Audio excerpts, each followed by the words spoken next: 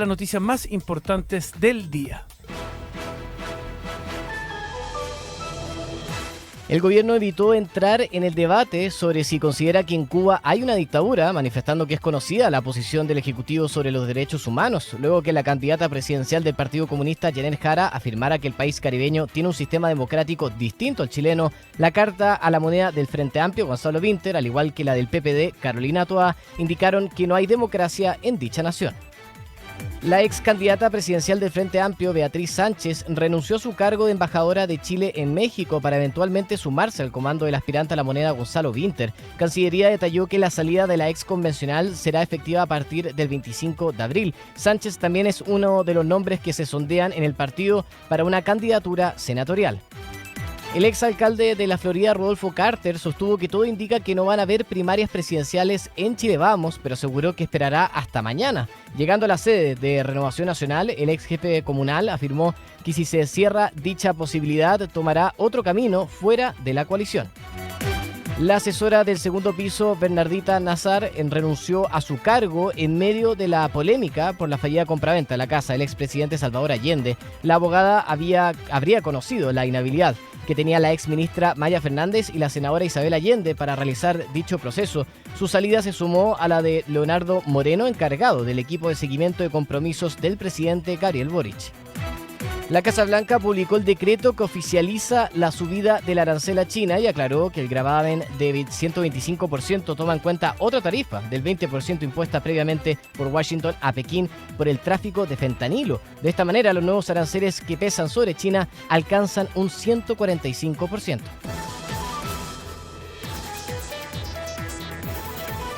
Escuchas El Fin del Dinero. Te agrego algo de deporte, don Agustín Lizana. Lamentablemente, Alejandro Tavilo quedó eliminado del Master 1000 de Monte Carlo. Cayó ante Grigor Dimitrov en 3 sets. Pero, ojo, póngale una fichita en el deporte a Joaquín Niemann, que está disputando el Masters. Está terminando su primera ronda en uno de los torneos más importantes del año de golf y va dentro de los 10 primeros. Así que es una buena noticia que seguiremos monitoreando, evidentemente, a medida que pasen los días. Que tenga una buena tarde. Igualmente, que estén bien. Gracias, Agustín. 2:04 de la tarde, este día jueves, tema de apertura, Pamela Ausen. Oye, primero decirte que me encantó que trajeras buenas noticias tú también. Bien, Así que... una mala y una buena. Una mala y una buena, es verdad. Bueno, mira, hemos hablado mucho de Trump, yo creo que es el tema obviamente del momento, se ha hablado de distintas aristas, nosotros mismos incluso lo hemos hablado desde distintas aristas y hoy día te traigo algo casi anecdótico, porque uno siempre piensa, bueno, ¿qué es lo típico a lo que uno le pone aranceles, ¿no es cierto? Frutas, verduras, todos los metales que hemos visto, todos los commodities, claro, ¿no es cierto? El cobre, etcétera. Pero fíjate que hay otras industrias que también se pueden ver afectadas que no son las primeras que a uno se le vienen a la cabeza. A ver, ¿cómo y en esa línea tenemos a la industria cinematográfica, todo lo que es Hollywood. ¿Por qué? Porque las represalias no son solamente sobre exportaciones tradicionales, ¿no es cierto? Sí. Entonces China advirtió que va a estar disminuyendo al menos moderadamente el número de películas estadounidenses que se exhiben en el país asiático como represalia a estos aranceles adicionales de 125% que planteó el presidente Trump. Y proporcionalmente en cantidad debe ser importante el consumo, me imagino. Imagínate, China es el segundo país o segundo mercado cinematográfico más grande del mundo, por lo tanto para Hollywood es claramente importante. Y más aún, hoy día el 75% de los ingresos de los cines en general de China vienen de películas norteamericanas o películas hechas en Hollywood, que es un porcentaje más alto que lo que sucede en promedio en el resto del mundo. Por lo tanto, hay bastante espacio ahí para ir bajándolo y claramente que va a tener un impacto. Piensa, el segundo mercado más grande a nivel global en términos de cinematográficos. Obviamente que Hollywood cuando hace películas trata de pensar también, y de hecho se ha visto que han habido incluso algunas secuelas que se han hecho solamente para el mercado chino, por ejemplo. Mira. ¿Ya? ¿Y eso podría generar una oportunidad, crees tú? Para nosotros, mira, yo pienso en el iba para mercado cinematográfico chileno. Sí, yo tengo dos lecturas respecto a lo que va a hacer China. La primera, efectivamente lo que tú dices, yo creo que genera una oportunidad para todo el resto de los países de posicionarse, porque piensa, China es un mercado gigante, ¿no es cierto? En la medida que no pasen por Hollywood. Yo No, te por pensaba, supuesto, Pablo por Larraín, supuesto. los Fábula, No, esos pasan por Hollywood. No, por supuesto, pero desde Chile mismo se han hecho varias ¿Sí? producciones, varias que incluso se han presentado en festivales internacionales y han tenido muy buenos resultados, así que es una excelente oportunidad para que también desde Chile nos sentemos a negociar, no solo con Estados Unidos las tarifas, sino también con China, de apertura de nuevos mercados y distintos que quizás a uno no se le venían a la cabeza. Y le sumo otro factor a propósito. Me acabo de acordar que el presidente Boric, que estuvo en la India, firmó un convenio con Bollywood, con Exacto. el mercado cinematográfico de la India. También se que podría también entrar por ese lado. gigante, pero por Absolutamente. supuesto, Mira, así que hay una interesante. muy buena oportunidad. Y lo segundo es al revés, para el caso de Estados Unidos, ¿qué tanto poder tendrá el lobby desde Hollywood? Porque cada vez vemos más industrias afectadas, ¿no es cierto? Quizás no las obvias o las primeras que se nos venían a la cabeza, pero más industrias afectadas. Y yo creo que ahí en parte también porque Trump está dando un pasito atrás y quizás poniendo un poquito de paños fríos a estos aranceles. No con China, que hay otro tema, pero sí al menos con el resto del mundo. Excelente, buen tema para estar atentos con todas las variables y derivadas que tiene evidentemente seguir esta guerra hablando de comercial. esto, Sí, indudablemente. absolutamente. Son las 2:07 de la tarde. Las finanzas humanas se toman a esta hora de la tarde en Tele 13 Radio. Escuchas El Fin del Dinero. Le damos la bienvenida a nuestra invitada, le agradecemos que venga de manera presencial acá a los estudios de Tele 13 Radio. Natalia Amorós, ingeniera comercial, socia de Mac Advisors, experta en operación renta. ¿Cómo estás, Natalia? Bienvenida acá al programa. Hola Natalia, ¿cómo bienvenida. están? Muchas gracias por acompañarnos y venir al programa para hablar de un tema que a todos nos convoca, a todos nos interesa a esta altura, para hablar también de algunas variables que tiene esta operación renta. Estamos hoy día 10 de abril, pero partamos de lo general. Quienes están escuchando, quienes, al igual que Pamela y yo, están postergando para fin de mes todas las acciones. Pero a propósito. A propósito, ya. sí, postergando porque nos han recomendado eso. Hoy día 10 de abril, considerando el marco de la operación renta, ¿en qué habría que preocuparse y fijarse en qué contexto estamos a propósito de lo mismo? Mira, ahora entendamos que la declaración de renta y el servicio prepara las propuestas en base a la información que le va llegando, Ya. ¿cierto? Entonces, toda esa información tiene un cruce. Entonces, por eso, y ese cruce muchas veces se demora, en el fondo, no es que se demore, sino que... ¿Sí? disculpa. No, dale. No es que se demore, sino que... Pueden haber rectificaciones al final, porque van exactamente. informando, me imagino yo, los empleadores, informan los bancos, ¿no es cierto?, las instituciones financieras sobre lo que tú tienes, lo que tú has hecho, lo que has Y ganado. se debe producir un delay con las declaraciones juradas que se Seguro. presentaron al fin del mes pasado. Exactamente. Entonces, Claro. como se espera que sistémicamente todo quede bien cuadrado, por eso no se recomienda declarar los primeros días de abril. Pero ya a partir de la segunda quincena ya está todo ok y lo que se tenía que declarar normalmente ya está corregido.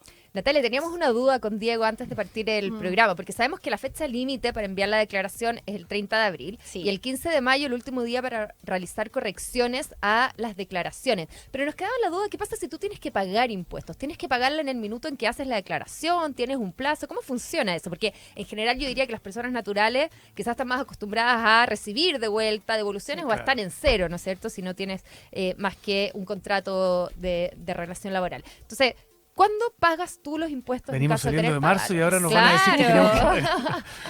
Mira, las personas que pagan impuestos, porque recordemos que hay personas que pagan y personas que tienen devolución Claro. de impuestos. Ya, las personas que pagan impuestos tienen una fecha límite del 30 de abril. Perfecto. ¿Ya? Las personas que tienen devolución tienen una fecha límite el 9 de mayo. Ah, mira, Esa es la diferencia. perfecto. ¿Y en el que paga, tiene que pagar ahí Tiene. o hay posibilidades de, tal vez si uno no tuviera la plata o de negociar, de repactar el pago? Ahí creo que hay alguna posibilidad. Exactamente.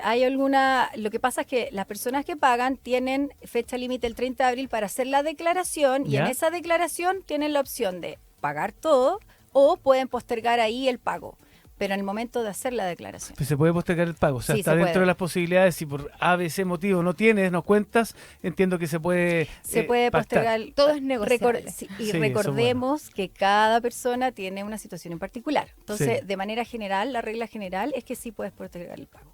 Mira, por eso de repente también no es bueno, estoy pensando en voz alta, y aquí tú me corriges, Natalia, si me equivoco, Sí. no es bueno dejar para último minuto la declaración, porque eso también te da un cierto tiempo de saber si tienes que pagar una suma Exactamente. importante. Si tienes que pagar una suma importante, generalmente las personas saben, las que tienen que pagar mucho, saben que tienen que pagar, pero nunca se recomienda esperar hasta el último momento porque además la página del servicio también empieza a colapsar Es un poco verdad. los últimos días. Natalia, y a mí por lo menos me llegó que tengo que ratificar ya los ingresos, las fuentes de ingresos y ver Exactamente. y revisar que esté todo ok, porque es verdad que uno cuando es persona natural, en el fondo no tiene una compañía ni nada, ni persona jurídica, uno le llega un poco la declaración esta, ¿no es cierto? Esta Sí. propuesta de declaración que, dicho sea de paso, se ha ido perfeccionando mucho Sí. en el último tiempo. Yo creo que es un avance importante versus lo que pasa en otros países como Estados Unidos, donde cada uno a su suerte, ¿no es cierto? Pero uno tiene que ir haciendo ciertos pasos incluso antes de llegar a la declaración de renta. Quizás si nos pudieras contar de forma ordenada cuáles son Sí. esos pasos y cómo hacerlo. Mira, lo que pasa es que las personas naturales, todas tienen propuestas. La diferencia es que hay algunas que tienen propuestas completas, que tienen toda la información, y hay otras que son propuestas parciales, que en el fondo al servicio le falta información que el contribuyente tiene que llenar para poder llegar a la propuesta final. ¿Ya? Entonces, cuando una persona va a generar la declaración, si el servicio no tiene toda la información, le va a ir preguntando paso a paso lo que le falta para que ellos de manera voluntaria ingresen la información y se genere finalmente la propuesta. Perfecto. Pero todas las personas naturales tienen una propuesta del servicio. Menos una parte pequeña que son los que no están obligados a declarar, que están bajo en la tabla del global complementario. Personas que ganan y tienen ingresos menores a 10.900.000 durante el año, esas personas generalmente, como no están obligadas a declarar, el servicio no les ofrece una propuesta. Perfecto, estamos conversando con Natalia Moroz, ingeniera comercial, socia de Mac Advisors y experta en operación renta acá en el Fin del Dinero.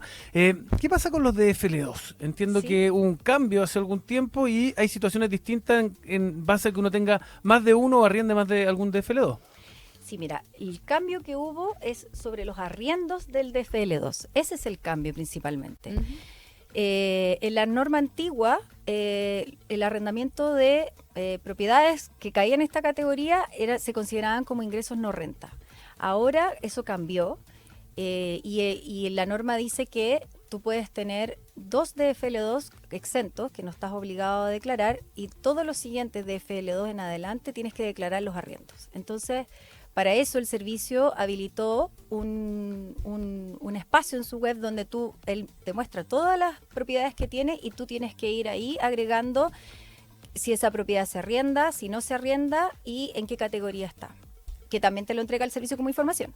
Entonces, porque uno podría tener, por ejemplo, 5 departamentos de FL2 y no arrendarlos. Claro. Podría ser. Entonces el servicio quiere saber, ¿usted lo arrienda o no lo arrienda? Porque esa información solo la puede dar el contribuyente. Claro.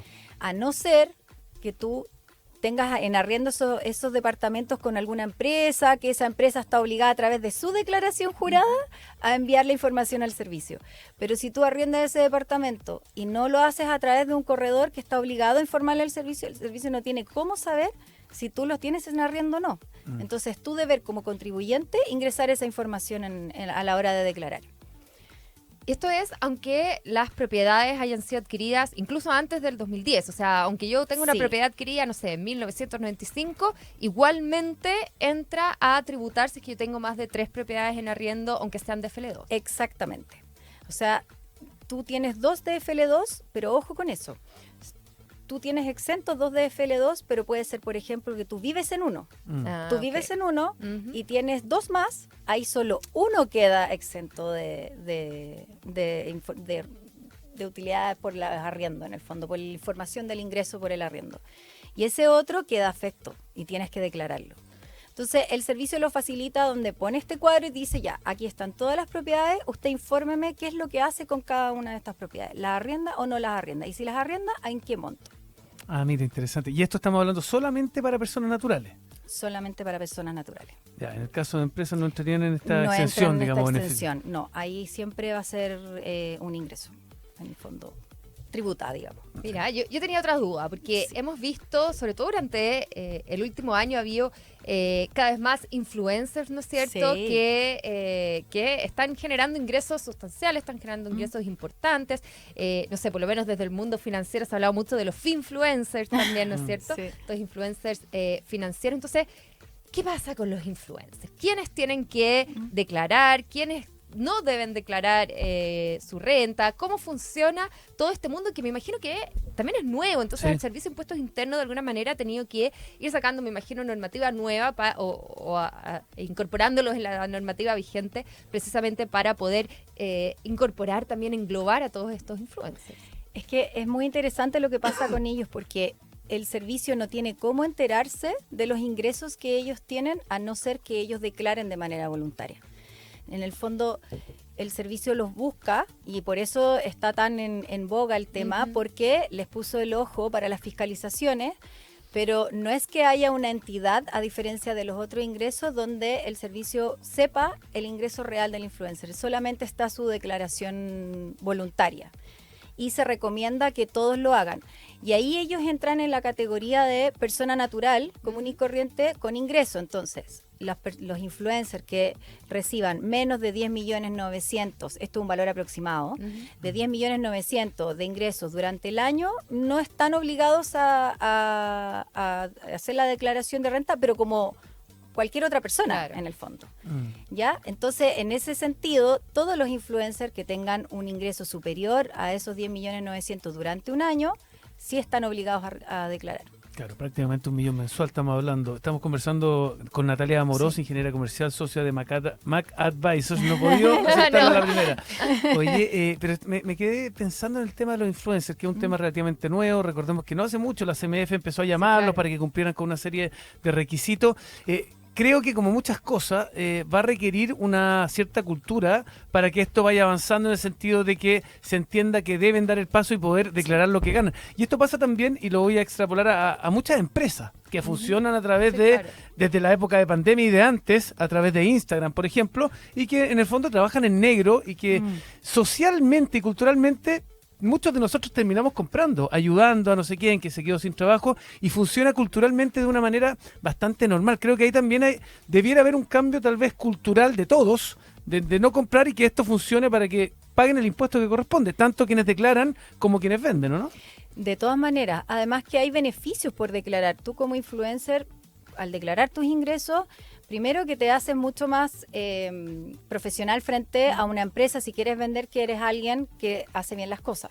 Segundo, te muestras ante las instituciones financieras que eres alguien que tiene ingresos. Porque en el fondo, si no Claro. declaras, no eres, comillas, nadie para el banco. No eres o para, sujeto de crédito. No eres sujeto de crédito, ¿ya? Entonces tiene todos esos beneficios. Y lo otro es que hay empresas, como esto ya es un mercado que se masificó mucho, hay empresas que no trabajan con influencers porque no están con su declaración al día. Entonces, la formalización es cada vez mayor. Es bueno cambiar como, perdona Pamela, pero es bueno cambiar ese como switch, lo hemos conversado alguna vez con Claudio Agostini, experto en tributario, de que más que el impuesto sea un castigo, Exactamente. finalmente es parte Es de una que te está yendo bien, una consecuencia. consecuencia, Es una que tiene una serie de consecuencia. consecuencias positivas, más que decir, chuta, me toca pagar impuestos. Bueno, te toca pagar impuestos porque estás generando, porque te está yendo bien y porque va a tener una serie también de consecuencias positivas. Exactamente, así es que a ellos mismos les conviene mucho más hacer la declaración y demostrar lo que hacen, en el fondo. Y eso los profesionaliza mucho más también. Definitivamente, y es nuestra obligación además, ¿eh? Es Sí. nuestra obligación. O sea, civil, la por ley decirlo. están obligados. Lo que pasa es que, como les comentaba, es difícil fiscalizar porque no sabemos de dónde provienen los ingresos. Por eso refuerzo el tema, perdona Pamela, pero Dale. refuerzo el tema de que como sociedad debiéramos también nosotros apoyar en el sentido de no comprar en negro, como se llama, exigir que la gente pague sus impuestos porque eso también va a ayudar a todos finalmente. O sea, uno puede ser también un cómplice pasivo, en definitiva, por mucho que quiera ayudar a la persona, qué mejor que ayudarla, que invitarla a que formalice finalmente su emprendimiento. Indudablemente, Exactamente. y yo creo que, como decía Natalia, para los influencers sí ha estado pasando eso, porque las marcas ¿Sí? hoy día te exigen Mm. cierto nivel de formalidad, por supuesto. ¿Qué pasa con los canjes? Porque muchos también de los influencers, más que reciban un ingreso propiamente tal, es un canje, ¿no es cierto? Yo te subo 3 stories al mes y, no sé, te doy el auto para que tú lo uses. ¿Cómo tomar eso como ingreso? al Esos final? canjes también se consideran un ingreso. En el fondo se valoriza. Y ¿Cómo por se eso, valoriza? Por eso los influencers necesitan un asesor. La Ujú. verdad es que en el caso de ellos es bien importante que el asesor los acompañe. Porque temas como ese, el canje, y que está tan expuesto, Claro. porque en el fondo esa es la diferencia que tienen quizás con otras profesiones, están tan expuestos que el servicio puede mirar un poco lo que ellos hacen. Y sí, el canje se toma como ingreso y se pone en la declaración, se valoriza y se declara. No es que yo por hacer un canje no haya una transacción ahí. Perfecto, o sea, ya sabemos, todo hay que estar súper bien asesorado. Natalia, ¿qué otras novedades trae este proceso de declaración de renta? Porque como decía, yo creo que el Servicio de Impuestos Internos de alguna manera ha ido perfeccionándose, ha ido modernizándose también, ¿no es cierto? Incorporando también toda esta tecnología, aunque probablemente todavía algo rezagado, me imagino yo, con respecto a toda la fintech y un montón de cosas. Pero ¿qué novedades trae la declaración de renta de este año en particular? Mira, de este año, a diferencia del año pasado traía la novedad de los DFL2. Ajá. Este Claro. año en particular no hemos detectado algún seguimiento o una fiscalización puntual a un tema en particular, digo, porque ya estos dos temas que estamos hablando son bien importantes y han seguido en boga y es lo que el servicio apunta. Ha ido mejorando la solicitud de información, Ujú. ¿sí? Cuando las personas naturales hacen su declaración, han facilitado cada vez más en la web cómo pedir los datos para que la gente de alguna manera pueda entender muchas veces lo que le están preguntando, porque son temas que la gente se enreda. En eso han ido mejorando. Bueno, este año sí están solicitando un correo Ya. formal donde ahí ellos puedan enviar toda la información, porque antiguamente cuando se hacía un inicio de actividades o se sacaba la clave, te pedían tu correo personal, pero quedaba un poco abierto ese tema. Ahora no, ahora te están pidiendo una actualización de datos, que ya viene hace un tiempo ya, pero es un correo donde ellos se formaliza el envío de información por parte de ellos. Entonces es importante que ese correo sea uno actualizado y que lo esté revisando constantemente. Natalia, supongamos ya, uno termina su declaración de renta, cierra para uno, ¿no es cierto?, el proceso, porque para el Servicio de Impuestos Internos esto no termina no acá, termina pero para todavía. uno cierra su declaración de renta, termina el proceso y llega un mail después que dice, usted tiene que rectificar y yo creo que uno se asusta, ¿no es cierto? Uno dice, ¡Ah! ¿Qué hice mal? Dios mío, ¿qué pasó? ¿Y cómo lo hago? ¿Qué recomendarías tú a las personas que les pasa eso? ¿Por dónde partir? Porque es como tú dices, muchas veces las glosas o los nombres de cada una de las cuentas son muy difíciles de entender, o de dónde saco yo esta información, o de dónde viene este cálculo que no lo logro entender. Entonces, ¿cómo simplificar eso para las personas y qué consejos les darías para aquellos que reciben después este correo de debe rectificar su declaración? Mira, lo que yo recomendaría es que más que debe rectificar su información, lo primero que aparece es que la declaración está observada, Ajá. ¿cierto? Ya. Eso pasa muchas veces por lo que habíamos hablado al comienzo, el cruce de datos y que las empresas todavía tienen más plazo para ir rectificando sus declaraciones. Entonces, si tu declaración está observada, espera un poco. Espera. Hay muchas observaciones que se liberan solas. No tienes que hacer nada. Mira qué buen dato. Es solamente un cruce de datos. Y una vez que pase un tiempo, ejemplo, un par de meses, un mes, y todavía te sigue pidiendo la rectificación, ahí ya te recomiendo preguntarle a un asesor de qué se trata. Si es que no sabes, si tú no logras entender por qué se generó esa observación. Pero no asustarse en la primera observación, porque muchas de esas se liberan solas. Natalia Amorós, agradecerte que hayas venido antes de cerrar. No debiera pasar, lo hemos hablado, la gente lo escucha, pero si por esas cosas de la vida alguien no alcanza o no hizo su declaración al 30 de abril, ¿qué viene después? ¿Tenía que pagar? Tenía que pagar. ¿Qué viene después? O No hizo la declaración. O puede en el ser fondo. que no te tuviera que pagar. Claro, Que no hizo la la declaración nomás. antes del 30. Uno lo puede hacer después con algún castigo. ¿Qué se hace si alguien por ABC motivo no la hizo la declaración el 30? Se puede hacer, siempre puede se puede hacer, pero eso conlleva multas, reajustes e intereses. Y si Esos no- 3 sistemas. Y si tú no tenías que pagar, sino que tenías una devolución o quizás estabas neteado, no lo sé, lo más sencillo. También se puede hacer, la diferencia es que no, A eso no no les vas pasa. a tener claro, pues, porque no hay un A eso daño, no se le no hay un olvida. daño fiscal ahí. Y el que entonces- sabe que tiene devolución la hace Sí. rápido. Exactamente, la gente que sabe sabe que tiene devolución se apuran a hacerla, por supuesto. Natalia Amorós, socia de Mac Advisors, agradecerte que hayas venido acá al Fin del Dinero. Muchas gracias. a ustedes por por invitarme. explicarnos un tema que estamos en pleno desarrollo, muy atentos a la fecha del 30 de abril, que va a ser la fecha tope para esta Sí, declaración. y recuerden declarar antes del 30 de abril, no tan encima de la fecha. Es De todas verdad, maneras. La gracias. segunda quincena, esa es la La recomendación. recomendación es la segunda quincena. Excelente, Falta muchas poquito, gracias lo vamos Natalia. a recordar acá en De el- todas en maneras, el sí. programa. Gracias Que Natalia. estén muy Que bien. esté muy bien. Un buen consejo hasta ahora antes de cerrar, Pamela Ausenker. ¿Sabías que ahora en Mercado Pago puedes ahorrar con distintos objetivos? Se trata de una nueva función que permite distintos fondos específicos como patente, matrícula, vacaciones o cualquier objetivo que te propongas. Lo mejor es que ese mismo dinero ahorrado puede crecer todos los días sin hacer absolutamente nada. Mercado Pago, la cuenta digital de Mercado Libre. Ya viene lo que marca la tarde con Asunción Chasman. Tú sabes que además estamos en YouTube, estamos en directo en este minuto, además de todas las plataformas de Tele 13 Radio. Y después queda el programa arriba. Cada una de las entrevistas tú después las puedes ver ahí en el sitio de YouTube de Tele 13 Radio. Excelente. Nos vemos mañana. Nos vemos mañana. 2 de la tarde, que estén muy bien. Que esté muy bien. Chao. Chao, chao.